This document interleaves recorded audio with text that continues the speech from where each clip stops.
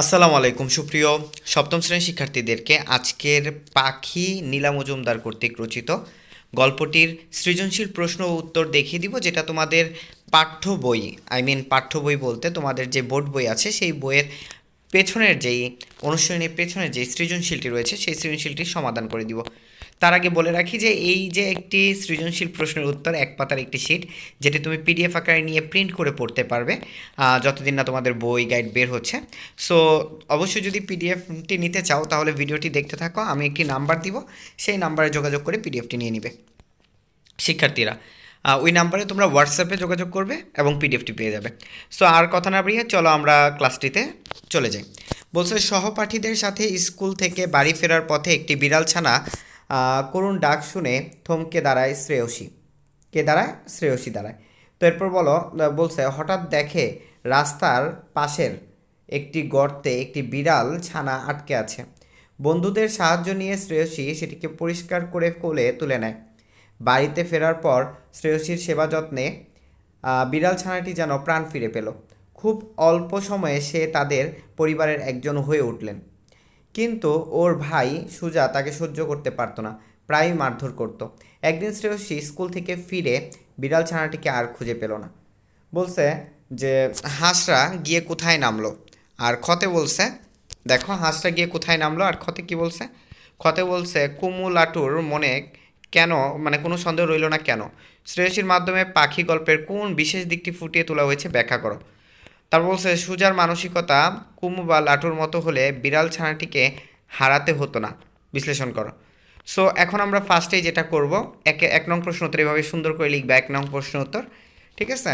তো এক নং প্রশ্ন উত্তর লিখে আমরা আমাদের কোচিং থেকে যেভাবে শিটটি রেডি করছি, এটা যদি তোমরা পেতে চাও তাহলে একটু বলি যে অবশ্যই আমরা একটি নাম্বার দিব একটু পর, সেই নাম্বারে যোগাযোগ করবে।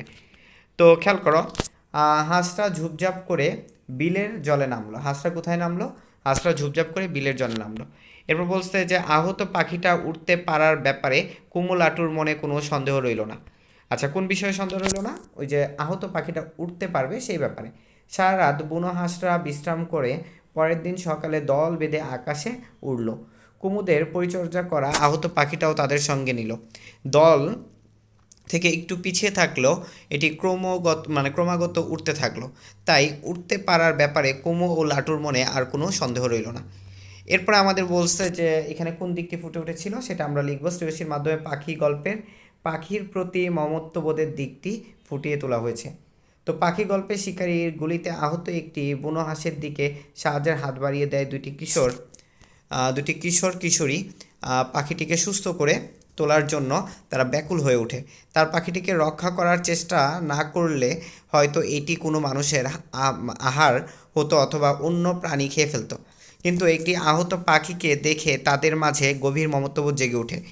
দিদিমা সহ সকলের চোখে এড়িয়ে তারা বুনো হাঁসটিকে শুশ্রূষা করে সারিয়ে তোলে।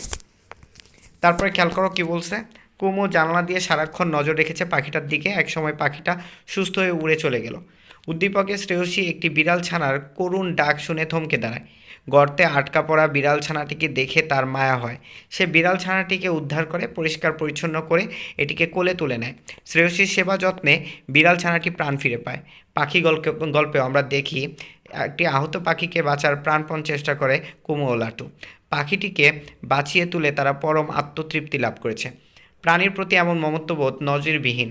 মূলত উদ্দীপকের শ্রেয়সীর মাধ্যমে পাখি গল্পের সেই বিশেষ মমত্ববোধ দিকটি ফুটিয়ে তোলা হয়েছে। এরপর আমাদের ঘতে বলা হয়েছে উদ্দীপকে সুজার মানসিকতা পাখি গল্পের কুমু বা লাটুর মতো হলে বিড়ালটিকে হারাতে হতো না শ্রেয়সীর। উক্তিটি যথার্থ, ঠিক আছে? লিখে দিবা উক্তিটি যথার্থ। তারপর বলছে দ্বিতীয় প্যারা এতটুকু ব্যাখ্যা করবা যে পাখি গল্পে কুমু ও লাটু মানবিক বোধে বিশ্বাসী দুইটি কিশোর কিশোরী। আচ্ছা, এর মাঝখানে বলে রাখি তোমরা যে মোবাইল নাম্বারটিতে যোগাযোগ করবা 01679170183, এটা হচ্ছে রানা স্টিচিং হোমের অফিসিয়াল অফিসিয়াল তোমার হচ্ছে হোয়াটসঅ্যাপ নাম্বার। এই নাম্বারে যোগাযোগ করলে কেউ না কেউ থাকবে এবং তার কাছ থেকে অবশ্যই তোমরা হেল্প নিয়ে তোমরা এই শীটটি পেয়ে যেতে পারবে। সো দেখো, পাখি গল্পে কুমু ও লাটু মানবিক বোধ বিশ্বাসী দুই কিশোর কিশোরীরা তো পড়লাম। একটি পাখির ব্যথায় তারা ব্যথিত হয়েছে। পাখি শিকার করাকে তারা সমর্থন করে না। হাতের কাছে একটি আহত পাখিকে পড়ে থাকতে দেখে তারা সেটিকে সারিয়ে তোলার জন্য প্রয়োজনীয় সব কিছু করেছে। অবশেষে পাখিটি সুস্থ হয়ে বুনো হাঁসদের ঝাঁকের সাথে উড়তে চলে গেল। এরপর তৃতীয় পাড়ায় প্রয়োগে এতটুকু লিখবা যে একটি বিপদগ্রস্ত বিড়াল ছানাকে শ্রেয়সী উদ্ধার করে বাঁচিয়ে তুলেছিল। হ্যাঁ, সেবা যত্নে বিড়ালটি পরিবারের অংশ হয়ে উঠেছিল, কিন্তু শ্রেয়সীর ভাই সুজা বিড়ালটিকে একদমই সহ্য করতে পারেনি। প্রায় সে এটিকে মারধর করতো। একদিন দেখা গেল বিড়ালটি আর নেই, অর্থাৎ সে চলে গেছে। তারপরে দেখো এখানে এই যে পাখি গল্পে আমরা দেখি কুমু ও লাটুর একটি আহত পাখির প্রতি গভীর মমত্ববোধ। পাখিটি সেরে ওঠার জন্য তারা সম্ভাব্য সব কিছুই করেছে, কিন্তু সুজা তার বিপরীত আচরণ করেছে। অকারণে বিড়ালটিকে মারধর করেছে। মানুষ ছাড়া অন্য প্রাণীর প্রতিও মানবিক আচরণ করতে হয়, সেই বোধ তার মধ্যে জাগ্রত হয়নি। তাই বলা যায় সুজার মানসিকতা কুমু বা লাটুর মতো হলে শ্রেয়সীকে, বিড়াল ছানাটিকে হারাতে হতো না। সো আশা করি তোমরা সৃজনশীলটি বুঝতে পেরেছো, এবং যারা যারা এটার অবশ্যই পিডিএফটা চাও তারা অবশ্যই 0167917018 এই নাম্বারটিতে যোগাযোগ করবা। আজকের মতো আল্লাহ হাফেজ, সবাই ভালো থাকো, সুস্থ থাকো। নেক্সট ভিডিওতে দেখা হচ্ছে অতি শীঘ্রই। আসসালামু আলাইকুম।